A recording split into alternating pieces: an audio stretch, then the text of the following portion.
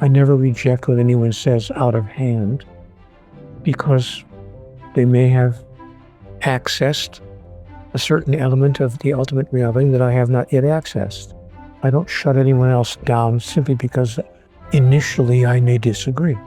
But if my disagreement continues, I simply tell them, I don't share the same idea, but I understand that you do have this thought in your mind about it, and either one of us could be right or wrong. Conversations with God made it clear to me, Neale, there's no such thing as right and wrong. Objectively speaking, there's only what you subjectively decide is right or wrong. In your reality, you're creating your own reality. You're making it all up. But since you are making it all up, make it up in a way that serves you and that serves everyone whose life you touch. Hi, everybody. Welcome to the Ask Julie Ryan Show. It's where we blend spirituality and practicality to help you live a life of purpose and joy. We have Neale Donald Walsch with us today. Neale's the author of the 9-volume Conversations with God series, 7 of which made it on the New York Times bestseller list. His titles have been translated into 37 languages and have been read by millions of people around the world. I'm going to be asking Neale about his relationship with God, what God had to say, and how we too can have our own conversations with God. Please remember to subscribe, leave a comment, and share this episode with your family and friends. Now, let's go chat with Neale. Neale, welcome to the show. I'm so thrilled that you could join us today. Thank you. It's lovely to be here with you. How may I serve you? Well, I got a whole bunch of questions for you. I got pages of questions for you here. So let's just dive right into it. Were you always in conversation with God, even as a child? Not in the way that it is expressed in my books, but in a larger way. I believe that all people, and I was told that all people are having conversations with God all the time. We're simply calling it something else. Women's intuition, an epiphany, a sudden insight, a brilliant idea, so we simply use other words to describe the exact same experience. An inspiration. So have I had inspirations since I was a child? Sure. But I wouldn't call them the kind of conversations that I had, question, answer, that I wound up engaging in from the time I was 53 years old.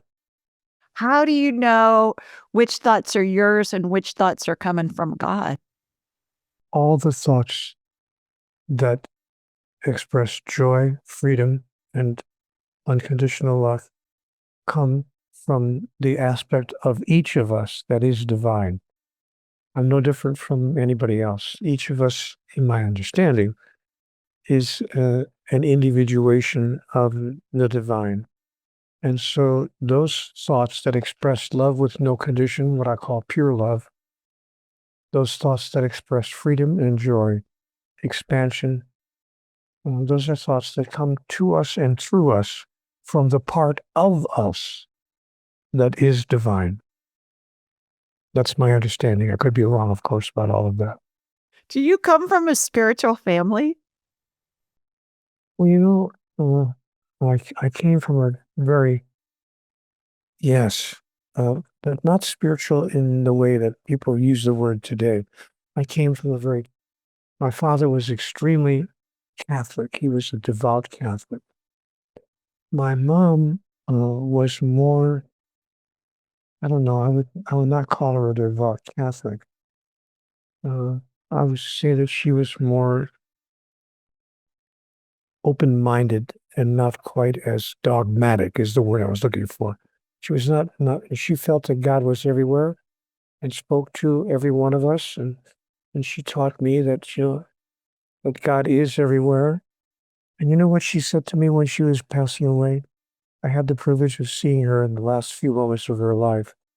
She was very ill, and the doctors gave each of her children and her husband 5 minutes to spend with her And in my 5 minutes, my mom looked at me, she saw a tear in my eye, and she said, "Oh, sweetheart, don't cry. Promise me one thing." I said, "What's that?" "Dance on my grave." Oh, wow. I said, "Why would you say that?" She said, "Because I know exactly where I'm going. I'm going back to God. So dance on my grave." And you know what, Julie? I actually did. I went to her gravesite in a totally different state. I was living on the West Coast at the time. She was buried with her family members in Wisconsin. But I flew there and I went to her gravesite and actually I looked to the left and looked to the right to make sure that no one saw me acting what they would consider to be sacrilegious. But I did a little soft shoe on her grave. And how did that make you feel? It made me feel wonderful because I knew that she understood that she was with God in joy in heaven. And I was celebrating that she had made her transition perfectly, just exactly as she expected to. And you know what? I got to tell you something, Julie. If my mother is not in heaven, then nobody is. Because she was one of the sweetest, kindest, most emotionally generous, patient, understanding, and compassionate, forgiving people I've ever known in my life. Wonderful. So she really, it sounds like, gave you the launch pad from which to jump into this work. I want to talk about the catalyst that really got you into it. But I believe that a lot of us are set up as little children. I went through 12 years of Catholic schools, and I believe it set me up for this spiritual path that I've been on because I was taught about angels and saints and the Holy Spirit and, God the Spirit and all of that as a little child. Whereas people who don't have any of that, it feels to me like they're starting from a different place. And some of them believe that it's a stretch for them to understand that there really is a God and there really is spirit. Do you have any thoughts about that? I agree with every word you've just spoken. My thoughts about that. Uh, I did have some challenges being brought up in a Catholic school because I remember I have a vivid memory of being 9 years old in the third grade, and the priest came into our class. He came in once a week to teach us Catholic doctrine, Catholic catechism. They called it catechism.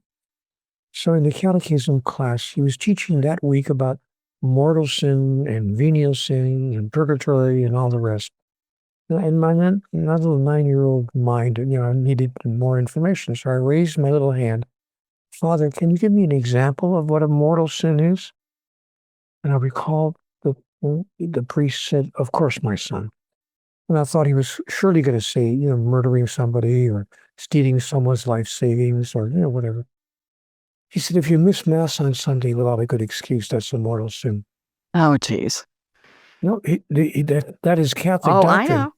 Yeah. to this very day. They teach that to this very day. So but now I'm 9 years old, and of course it would be the very week that I miss Mass. I never miss Mass. But that particular Sunday on our playground, it was the kind of like the playground World Series of softball, and I was on the team, and the team members said, "Oh, Neale, you're not going to desert us. It's our big game. We need you on the team." I said, "Oh, okay, I'm sure I can. It'll be okay, for 1 week of my life." So I simply went to the playground and played in the game, and I missed Mass on that Sunday. So he would be talking about that. He would be, of course, that Wednesday. Now I'm thinking I'm going to hell because I missed Mass on Sunday, unless I get to confession. Because the priest did, of course, make it clear that if I went to confession and confessed my sin and I was given absolution, then I would only go to purgatory. You only have to pay for your sins, temporarily. But if you go to confession and your sins are forgiven, you don't go to hell. But this was Wednesday. My dear Julie, They only had confession one day a week in my parish, on Saturday afternoons. They didn't have confession every day, once a week. So now I'm sitting there on Thursday going, I've got to get through Thursday, Friday, and Saturday. And I wasn't joking. I'm 9 years old. So I'm really believing the priest what he's telling me. So I'm saying my prayer every night. Now I lay me down to sleep. I pray the Lord my soul to keep. If I should die before I wake, I pray the Lord my soul to take. God, please forgive me. I didn't mean to miss Mass. Well, I made it to Saturday, and I went to confession. And I told this priest, he must have been all of 48 years old, weeping, crying on this 9-year-old child. And he said, oh, my son, it's okay. Say three Our Fathers, 3 Hail Marys, 3 Glory Bees, and you'll be fine. So, but I was taught, my point of this anecdote, Julie, since you asked my background, I was taught of a God who is condemning, punishing, and unforgiving if we commit a mortal sin and don't go to confession, or can't somehow get to confession in time before we die. Because I didn't, I even asked a priest, I said, Father, if I were to be hit by a car, God forbid, on the way to the church to go to confession, and I die on the sidewalk, wouldn't my intention, I'm on the way to the church to confess my sin. And God, what the church, what the priest said? I'm sorry, my son, but you would go to hell. Oh, heavens. He couldn't violate, Catholic doctrine right in front of the sister, the nun, who was in the room with me, listening to all of this. So I'm sitting there nervous as anything. I'm realizing I've got to get through till Saturday. So that's the God that I was taught about in the Catholic Church, a God of judgment, condemnation, and punishment. I was a generation behind you. So I was post Vatican II, where all that changed. And my parents were taught what you were taught. They were born in the 20s, so probably even as intensely or more so than you. And I remember, speaking of confession, I haven't thought of this in a long time, Neale. I remember we made our first confession in the spring before we made our first communion in second grade. So I was, 7? Yeah, 7 years old. The age of reason. Yeah, and I remember thinking, I can't think of any sins. And we're standing in line waiting to go into the confessional, and I'm thinking, You what got to the make heck am I? stuff up. You had to make stuff up. I disobeyed my mommy. Stole a cookie from the cookie jar. Exactly. Told my brother a butthead. Who knows? And then I thought, okay, well, same thing. 3 Hail Marys, 4 Our Fathers, whatever. And I remember going back to my seat and thinking, this is so ridiculous. In my 7-year-old little mind, I remember thinking, this is so ridiculous. I just lied to get grace in the confessional. It kind of doesn't care about this stuff. And, and then the older I got, the more I knew, that just wasn't a thing. And I don't need to talk through some clergy person to get to God. I talk to God myself. I don't need to talk to anybody else. When did you come to that realization? When I grew into my adulthood, 18 or 19, I rejected the teachings of the Catholic Church. Until then, I was really wanting to become a priest, actually. I was an altar boy, and I was an altar boy from the time I was 12. So I served at Mass many, many times, most mornings of the week, because our parish, they had a Mass every morning. And so I served at Mass most mornings of the week for years. And I wanted to become a priest. And my father refused to send me to the seminary. He said, we're not, because the sisters, of course, the nuns in school were saying, he has the calling. So they were encouraging my father to enroll me in the seminary. because you enrolled in the seminary at the same time that others enrolled in college when you were 18 or 19 or 17. But my father refused to do it. He said, "No, you're not going to. You have not had enough life experience."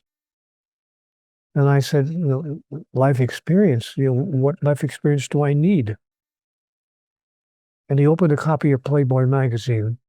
To the centerfold was a naked lady, where I saw all of her parts. Oh my! And he said, "You had any experience of this yet?" I said, "No, I've heard about it." He said, "Well, when you have an experience of it, and then you tell me you're not interested in it any longer, you can go to the seminary. But you're not going to be moving into the seminary without knowing about many aspects of life, not just this." So he had enough common sense to not let me enroll in the seminary when I was 17 years old. And so then later on, when I turned 20 and 21 and moved into real life as an adult, I realized that I didn't want to become a Catholic priest after all. I wanted to be a radio disc jockey, which is what I did for years. For music or for talk radio or both? Well, it started off as a disc jockey, because there wasn't a lot of talk radio going on, when I was 19. But ultimately, years later, I did get into talk radio and wound up being nationally syndicated on my own talk radio show. But that was like 17 years later. Wow. What kind of music were you playing? Pop or rock and roll? rock? Mm-hmm. Yeah, just regular Where? rock and roll. Well, it started off in Milwaukee, then it was in Spartanburg, South Carolina, then it was in a little bit in Portland, in the Portland, Oregon area, and then in San Diego. Radio move around a lot, so I worked at different radio stations in different cities. Can you give us a little, blast from the past? You're announcing a song, one of your favorite songs. Give us a little disc jockey, Neale version disc jockey, announcing one of your favorite songs. I don't know what song I would announce, but I do recall spending many, many moments on the air. 20 after 4 o'clock, 45 degrees outside at 1:15 in the afternoon, KYJC, Light 102. Now more music by the Beatles. Oh, that's fabulous. Fabulous, fabulous. And then when you did talk radio, what was the talk about? Was it Whatever came political up. or what? No, it wasn't any particular topic. It was like most talk radio, whatever came up. And, the callers would set, people who called in would set the agenda. Okay. I rarely had a specific, a topic that I had to stick with. I would open each program with some kind of a commentary, but then the show would go where the listeners took it, which is what made it so popular, because it was a listener-driven talk show. When you look back at it now, do you think that it was leading you to where you eventually became with being a global communicator? I'm using air quotes here, but a global communicator, and it was you kind of honing your skills to be able to communicate with people, especially on the talk radio in that format? I don't think I thought about it in such deliberate or precise terms, but I think looking back retroactively, it's probably what was going on. Yeah, that's what I'm hearing too. That's what I'm hearing from God in my head, that was all part of you being led on this journey of educating the world on. I don't know if I'm educating the world, but I'm sharing my opinion with the world. Well, I think you're educating the world to a different perspective than what you were exposed to as a child, and certainly many of us, and not just in Catholicism, but in lots of different segments of religion and culture and things like that. Our parish priest here, I'm in Birmingham, Alabama, and one of my favorite quotes, Neale, Father John Fallon from the Emerald Isle, born and raised, and he's retired now, but he said, "Wouldn't it be great if we knew that angels and our loved ones met us when we died?" And he said, "People are so afraid whether they're going to fly or fry."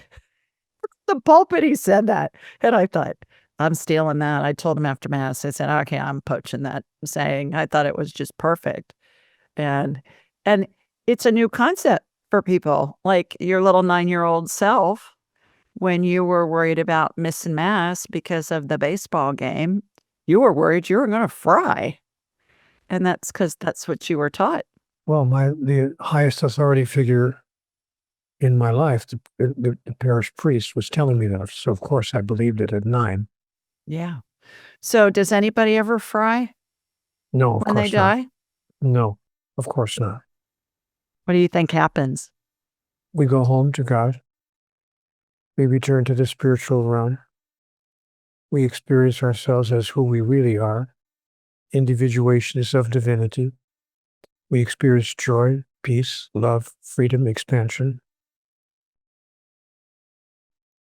We experience pure love, a love that needs nothing, asks nothing, expects nothing, and demands nothing. We experience who we really are. And then we make a decision. Do we want to return to the realm of the physical in order to demonstrate what we know ourselves to be? And we don't have to return if we don't want to. But we can if we choose to. And so, in my case, I returned. I'm told a number of times, this is not my first lifetime here, nor will it be my last, if I have my way. Because when you get back into pure spirit form, you think you'll come up with another adventure that you want to explore? Well, because the universe is open to me. I don't have to come back to physical life on the earth. I can return to the realm of the physical anywhere in the cosmos. So I may decide to go to the Pleiades or some other, planet where the civilization is more advanced. Or I could go to a civilization that's even less advanced than we are and become, useful in that way. So that I have the entire universe from which to choose in my understanding. And so, yeah, I may decide to come back to the realm of the physical. In my understanding, there are 3 realms in the kingdom of God: the realm of the spiritual, the realm of the physical, and the realm of pure being. And I'm now in the realm of the physical. I will return to the realm of the spiritual, and I could choose to move into the realm of pure being if that was my choice. And what is the realm of pure being? It's the realm of the spiritual and the realm of the physical combined, when we are purely being who we really are. And this is my understanding. Mm-hmm. And repeat again for us, who are we really? My understanding is that we are each, and as is every sentient being in the cosmos, that every sentient being in the cosmos is an individuation of divinity. I said to God, can you help me understand that? Can you reduce it to, comprehensible terms? God said, sure. You've ever been on an ocean liner? I said, yes, I have. She said, have you ever seen a wave from the deck of the ocean liner? I said, yes, I have. God said, okay. You are a wave on the ocean of God. You are an individuation, an individual arising of the ocean. You're not separate from the ocean ever, but you are simply an individual expression of the ocean. And when that individual expression is complete, the wave recedes back into the ocean whence it came. And that's a metaphor, my son, to help you understand your relationship to the divine. You are a wave on the ocean of God, never separate from God in any way, but simply expressing that aspect of God that it pleases you to express, if you understand what you're really doing. But most people don't even know what they're doing. They don't even know what they're here for, why they're in the realm of the physical. They think that they're here to, get the guy, get the girl, get the job, get the car, get the house, get the spouse, get the children, get the grandchildren, get the office in the corner with your name on the door, get the building on the corner with your name on the building, then get the gray hair, get the grandchildren, get the cruise tickets, get back home, get the illness, and get the hell out. And that's the formula that they live their life by. Many, many, many people, not 1 or 2, but the largest number of people on the planet from my observation, live according to some version of that formula. Very few people understand that, wait a minute, we are actually spiritual entities having come here to serve the agenda of the soul. So that my body has nothing to do with I meant to say that my life has nothing to do with my body or my mind.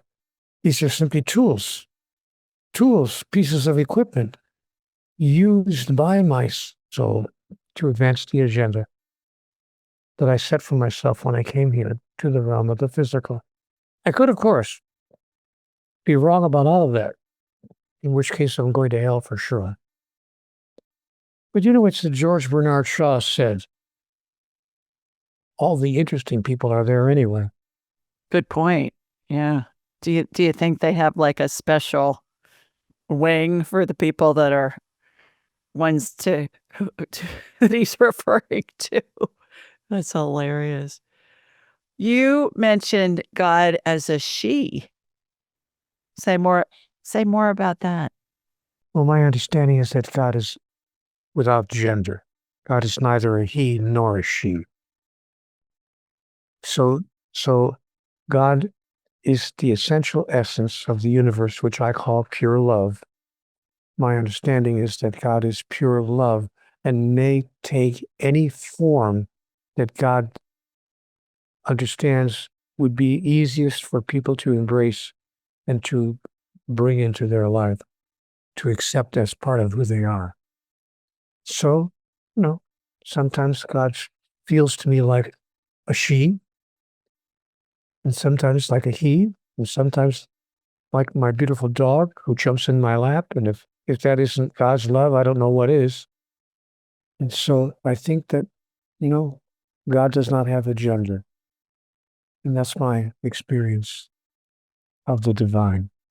Do you think any spirits have a gender?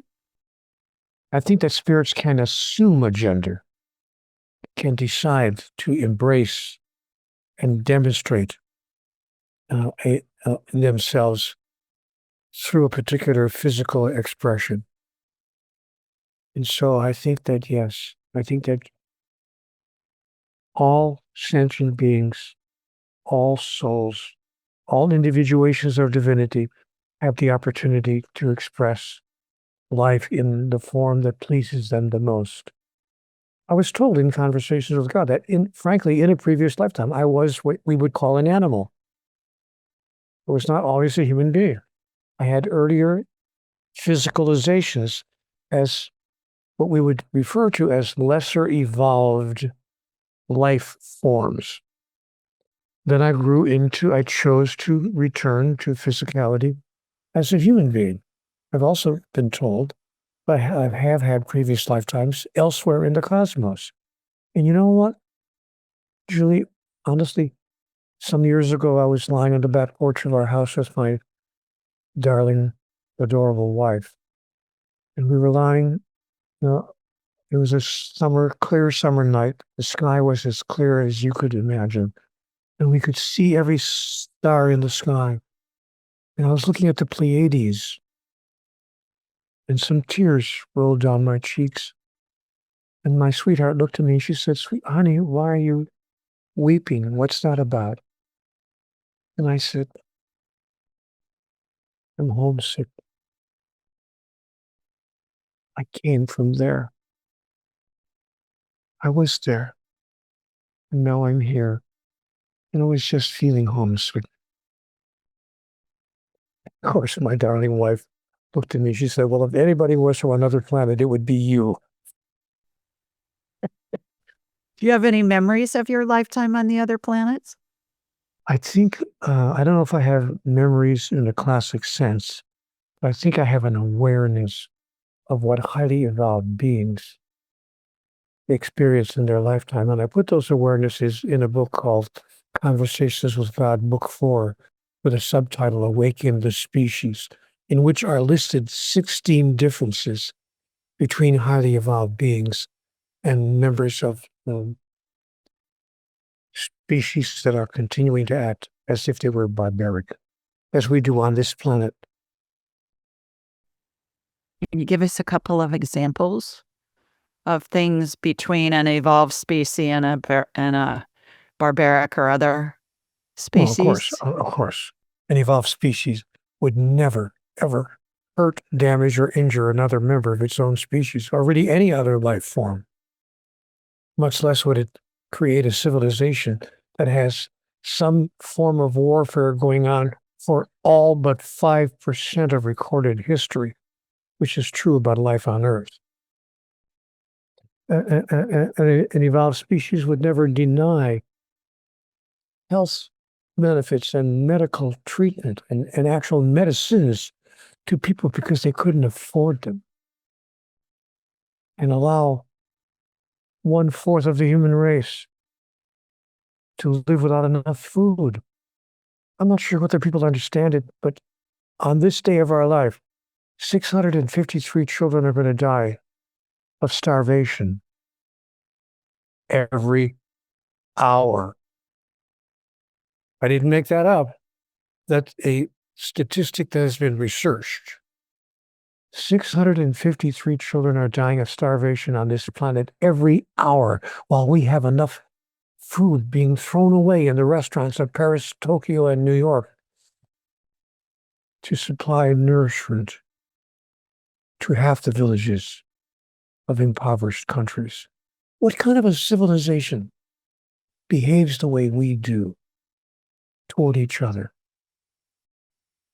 A barbaric civilization. And obviously, civilized species would never behave that way, nor would highly evolved species. They would share everything. They would see everyone as all one, that we are all one. Simply like the fingers on my hand, individuated, but not separated in any way. We are all fingers on the hands of God. It's simply that only a few of us understand that. I could, of course, truly be wrong about all of this, in which case I'm going right to hell. I don't think you need to worry too much about that.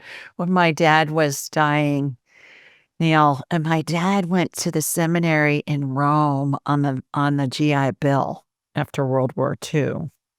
Speaking of seminaries, and was there 6 years and left 6 months before he was to be ordained. Oh my gosh. Yeah. And Because he found a lady. no, he married my mother and they knew each other in high school. And after he died, I found a Christmas card from my mom to him when he was in the seminary. And it was so cute because, they knew each other. But anyway, I used to tease him because when people would find out about that, they'd say, "Well, why did you leave?" And if I was there, I'd say, "'Cause I appeared to him in a dream and I said, 'Dad, what are you thinking?'" That was enough of an incentive for him to leave. He said he didn't remember it happening that way, Neale. Anyways, um, the thing about it is with these different evolved species and all of that, it begs the question, do we all have to go through this? No, we don't have to go through anything. We choose to go through it to get so we understand what we don't want so we can help create what we do want? Well, I don't Is that think the that whole purpose? I don't think that we actively choose to go through it. I think that we move through physical life in a way that reflects the level of consciousness that we have attained. Even in my own life, obviously, I behaved differently when I was in my 20s and 30s than I did when I was in my 40s and 50s. And I behaved differently in my 40s and 50s than I did in my 60s and 70s, obviously.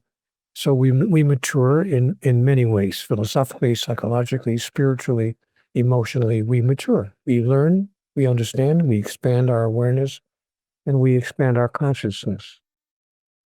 I don't know that the messages I received in conversations with God when I was 56 would have even been receivable, if I could coin a word, when I was 36. And I met my wife, my present spouse. I've been married more than once. But I met my present spouse when I was 63 years old. I recall my age vividly because I used to sing the Beatles song to her, Will You Love Me When I'm 64? So Oh, I love it. I met her when I was 63. She was 37, 38 Wow. when we got married a week later. My goodness.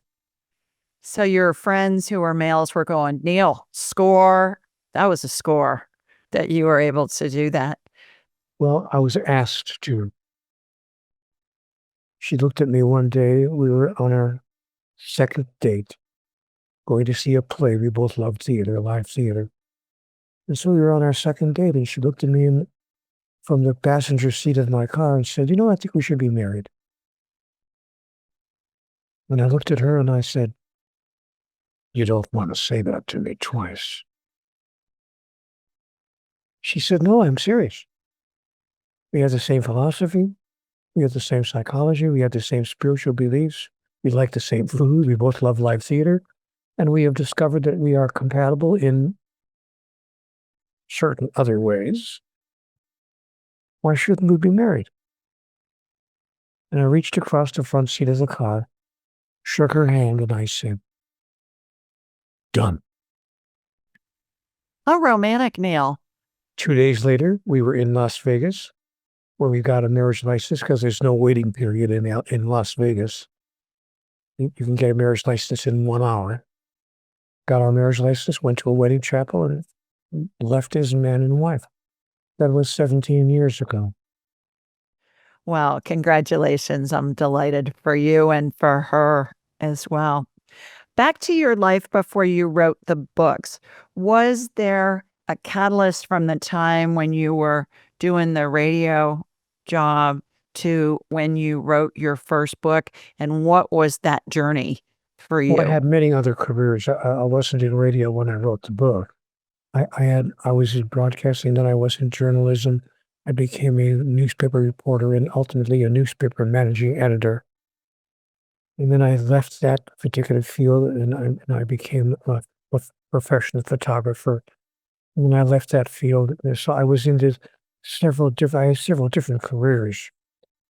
But when I wrote Conversations with God, I was out of work altogether. I had no career because I had broken my neck in a car accident. And I was walking around in a Philadelphia collar, which is a plastic collar that holds your head up because your neck won't hold your head up. And the doctor said, you will not take this collar off for any reason until we tell you that you can, that your neck is healed. So I couldn't get a job anywhere because I had lost my job. I was downsized in the corporation that I worked for. I was the latest to be hired, so I was the first to be let go. So I lost my job and I couldn't get a job anywhere else. Nobody would hire me because I was wearing this therapeutic device. And finally, one interviewer was honest with me. He said, Mr. Walsh, we can't hire you while you're wearing a therapeutic device like that. One wrong move on the job and we're paying your medical bills for the next 10 years. We can't do that.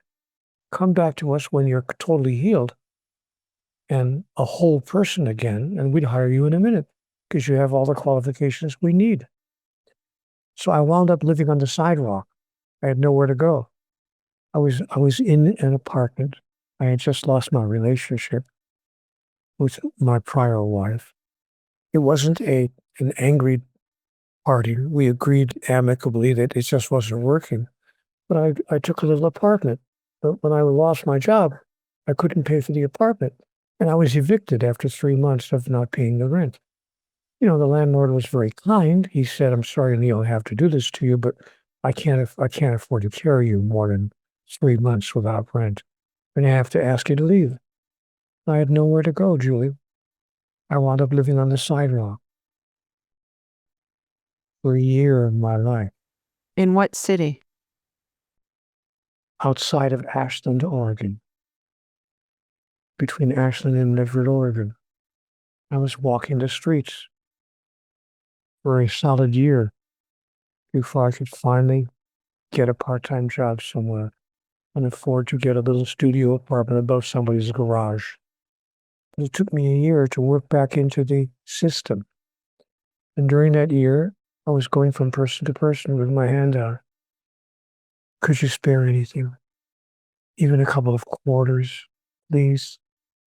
If I could get a quarter or two for everybody that I asked today, I might be able to eat before the end of the day. You don't realize how you lose your dignity when you're on the sidewalk because you're sleeping in the rain, sleeping in the cold on the ground. You finally found a little place where you can get a few moments of rest till the policeman comes along and taps your foot with his baton. Move along. All right, move along. You're not even allowed to sleep anymore. They tell you to move along in the middle of the night. Oh, and by the way, when you're living on the sidewalk, where do you go to the bathroom? You've lost all human dignity. You have to try to maybe sneak into a McDonald's and use the men's room if you can get away with it. But of course, they see that you're a street person because you haven't had a shower in 6 weeks and you're wearing the same clothes every time you come in. Finally, the manager of the place says, no, I can't have you. Don't make me call the police. And you have to beg the guy, please, I just need 5 minutes. Could I just use the bathroom? And finally, one manager of a McDonald's, it's a true story, he said, okay, you know what? I'll make a deal with you. You promise no panhandling. I don't want you to panhandle anybody, not even anybody in that restroom. Say nothing. Do not go from table to table in my restaurant. If you promise in and out, if that's the deal we make, shake hands on it. You can use the toilet here whenever you need to. And I kept my word, and he kept his word. But after you're on the sidewalk for a year, sleeping in the rain, searching for a place to use the bathroom, trying to figure out how you're going to eat that day, do that for a year of your life. No, forget about it. Do it for a weekend. I dare you. Leave your house on Friday night and don't come back until Monday evening, and leave your house on Friday without a nickel in your hand, with no money at all. And tell me how it worked out for you. Then do it for a year. And see how it changes your point of view about what you need to be happy in life. What was your takeaway from all of that? What did you need to be happy in life? Nothing. Virtually nothing. Mm-hmm. Maybe a roof over my head, however humble it might be. I lived in a one-room studio apartment on top of somebody's garage, and to me that was a palace. It had a bathroom. It had a refrigerator. I could actually buy a few things at the grocery store and put them in the refrigerator and reach in every once in a while and grab a bite to eat when I was hungry. And it even had a bed that I could sleep in. Oh my God. And everything above that was luxury. Luxury for me. And that's when I had my conversation with God in that little flat. Because I woke up one morning, I was there about, maybe 2 or 3 months, and I was very angry with God. And I said, okay, what have I done to deserve a life of such unbelievable struggle? Give me the rules. I'll play. I will play this game. Just tell me what the rules are. And that's when I heard the voice in my mind. Neale, write this down. I'll give you answers to any question you want to ask. So I took down what I was being told. And before I knew it, I was involved in an on-paper dialogue with God. And he said to me, you will make of this one day a book, and it will be accessed by many people. And I thought, no, that's not going to happen. of course not. Nobody's going to publish a book because a guy says he's talking to God. It's not going to happen. So I actually sent my handwritten notes. I went to a Xerox place, copied them on a Xerox machine, and sent them to a small publishing house. 2 or 3, actually. 2 or 3 small publishing houses, just to see what would happen. I was daring God, show me. And by golly, if one of those small publishers didn't call me and say, we want to put this book out. It's a great piece of fiction. I said, whoa, wait a minute. This is not a work of fiction. They thought it was a story that I made up, about a guy who's having an ongoing argument in a conversation, with God. I said, no. And the publisher said, Mr. Walsh, are you trying to tell me you think this actually happened to you? I said, absolutely. Well, we'll sell it as a nonfiction book. It's interesting material, but you're not going to find 500 readers. Because nobody's going to want to buy a book because the guy claims to be talking to God. And he was right. It didn't find 500 readers. It found 5 million. Not bragging, just saying. That's what happened. God showed you. You bet. You dared him. You bet. She did. Yeah, I dared she her, did. and she said, you better listen to what I have to say. Yeah. Now I have another female God in my life. I just call her my wife. Mm-hmm. Is she a god or is she a goddess? She's both. Answer. Good answer. Do you believe that anybody can or will connect with God to the point where they really understand that it's divine guidance? I believe that everybody can. You asked me a 2-part question. Do I believe everybody can or everybody will? I believe everybody can. I'm not sure that everybody will, but I believe that everybody can. And I guess I do think that ultimately everybody will, that sooner or later, every sentient being in the cosmos will, because I think that's our will. I think it really is our will, but it is something that we would choose to experience sooner or later. Sooner or later, we all get to a point where we say to God, okay, all right, fair enough. Just give me the rules. Tell me how it works. What do I have to do? Because you know what? There's more going on here than meets the eye. I mean, Bill put it perfectly. Bill said it wonderfully dramatically. There are more things in heaven and earth, Horatio, than are dreamt of in your philosophy. He also said, to be or not to be. That is the question. Do you have ongoing conversations with Shakespeare too? I love you calling Bill. That's priceless. I haven't heard that before. Do you get information from other fractals of the divine, like a Shakespeare or like a? Of course. Okay. Do they identify who they were in the lifetime that they lived that you would recognize? No, not in those specific terms. And I get information from other fractals who are experiencing themselves as messengers in this lifetime. Can you give us an example? Oh, sure. Marianne. I've known Marianne now for 25 or 30 years. And we share information that becomes clear to us and has become clear to us. I'm speaking of Marianne Williamson, of course. Deepak. I've connected with Deepak on a personal level. Wayne Dyer and I were friends before he went home.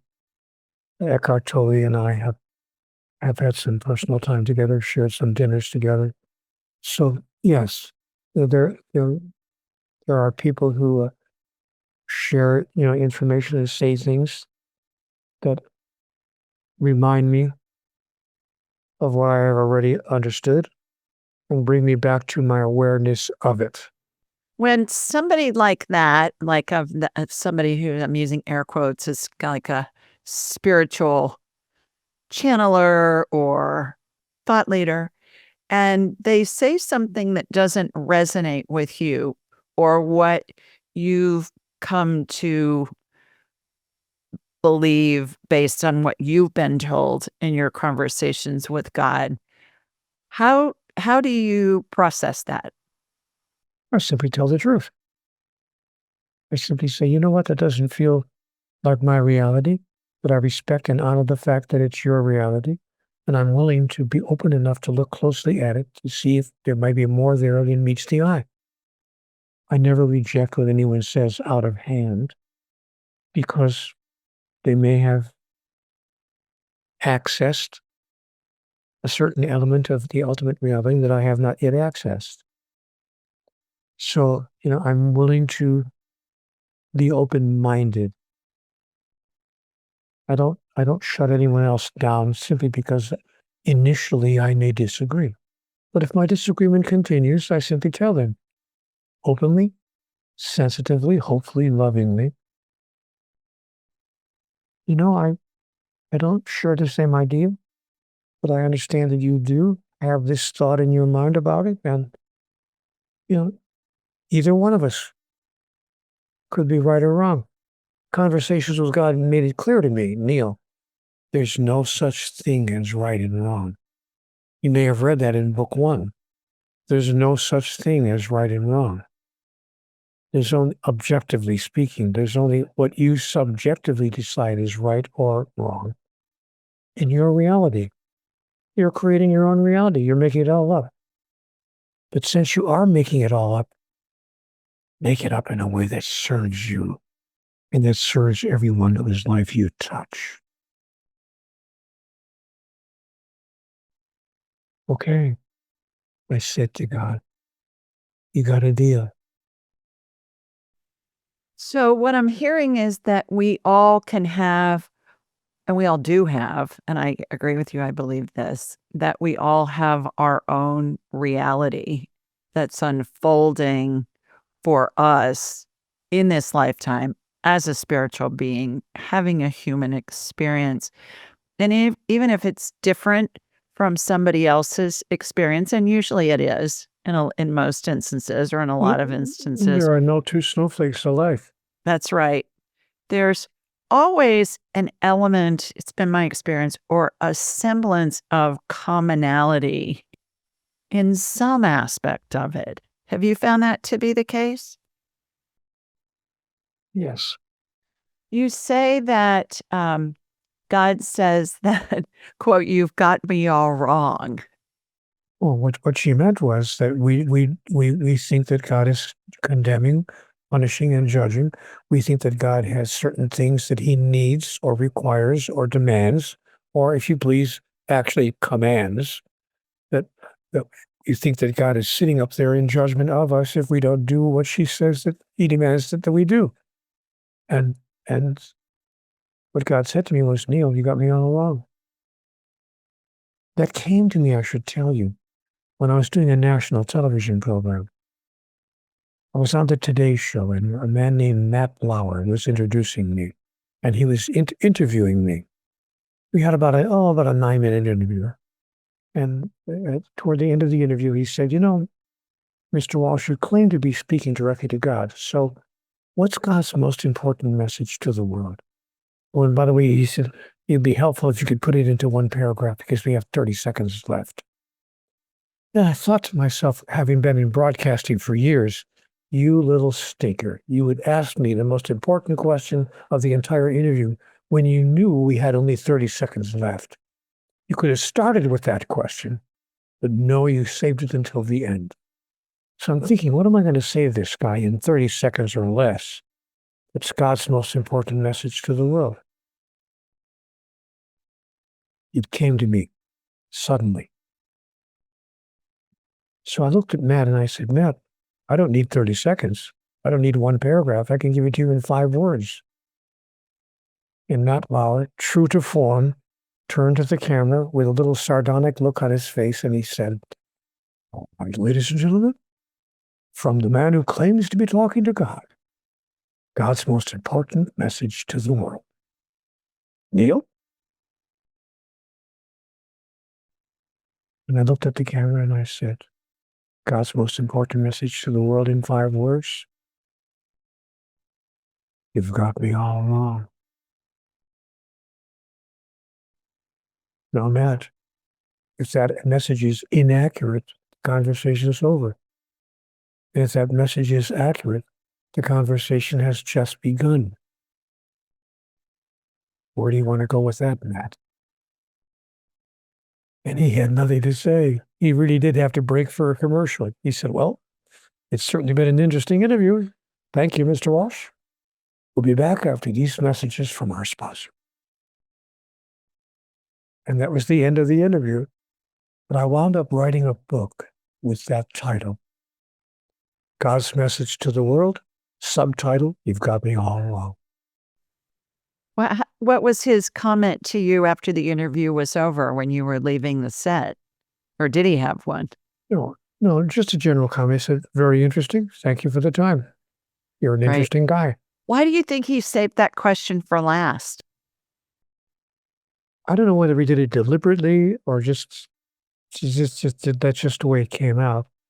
But if he did it deliberately, he probably did it because he wanted to end the interview on a powerful note. He was saving the best for last. So you gave him the most powerful thing at the end of the interview. I gave him what came to me. And I realized after I said it that it was a very powerful message. I had not been given that message in all of the dialogues in which I had engaged, but at no point was I ever told, you got me all wrong. But when I was challenged to come up with God's most important message to the world, it came right to me. And I believe it's true, by the way. I believe that most of the human race does have their understanding of God all wrong. God is not judgmental, not condemning, and not punishing. God is simply pure love. And when we embrace that notion, we have also embraced what I call the God solution. We can move through life with pure love for everyone and everything. And that's why I wrote a book called The God Solution, which, by the way, I will send to anybody a digital copy of at no cost if they simply ask me for it. All they have to do is write me an email at neale@nealdonaldwalsh.com and say, please send me that God Solution book. And I send them a digital copy at no cost because I want everyone to understand that we've been getting God all wrong all these years and that there's more going on here than meets the eye. How generous of you. That's wonderful. Speaking of books, tell us about your latest new book. Well, I've written 41 of those books, and my latest book is called GodTalk. But it's the first time, Julie, that anyone ever asked me. Normally when an author writes a book, they see if they can find a publisher or if they have a literary agent. I've got the same literary agent for 23 years. They'll find a publisher, they'll shop it around to see if anybody wants to put the book out. But publishers don't call authors as a rule. But in this case, it was unusual because my phone actually rang one day about a year and a half or two ago, and it was a publisher on the phone.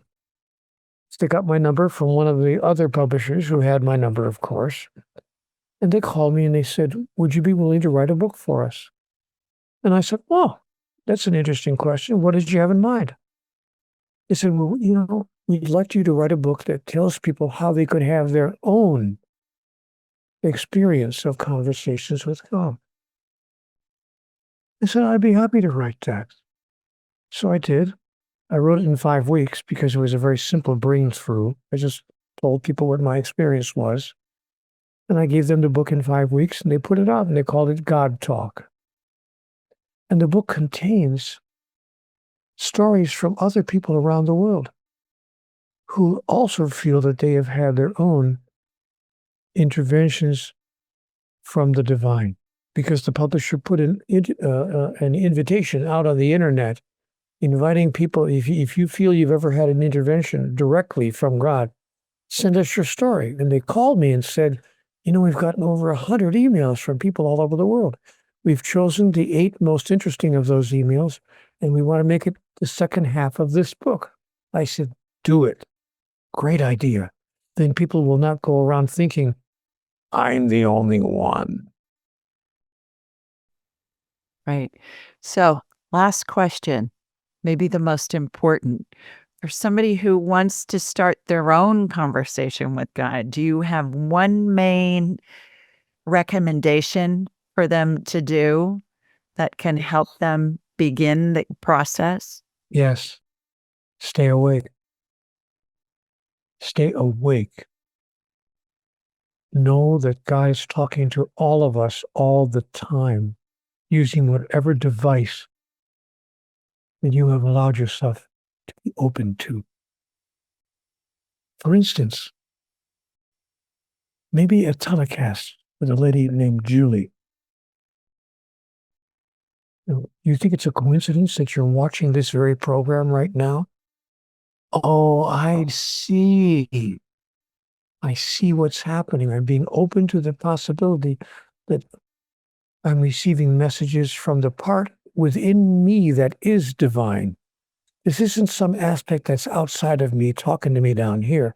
This is an aspect that's inside of me, that's part of me, simply communicating with me, through me, as me. I could, of course, be wrong about all of that. But I don't think so. I don't either.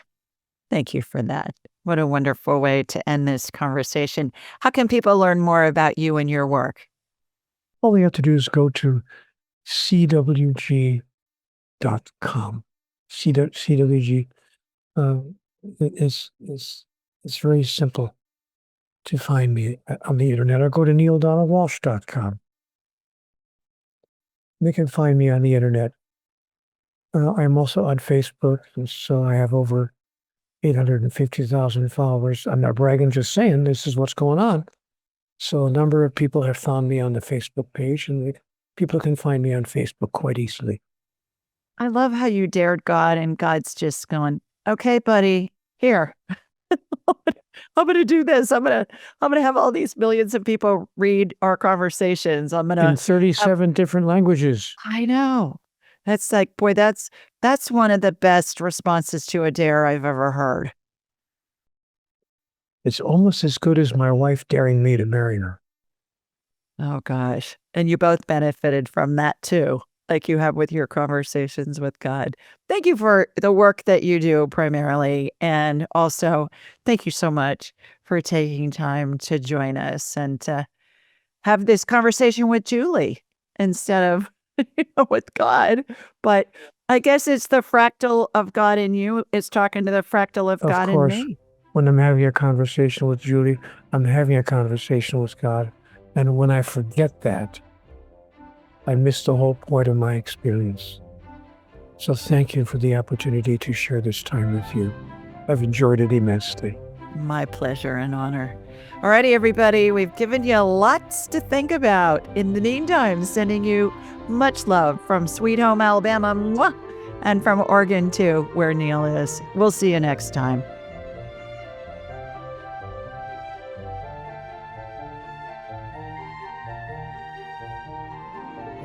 To enhance your spiritual journey, click on one of the videos below and remember to subscribe, leave a comment, and share this episode with your family and friends.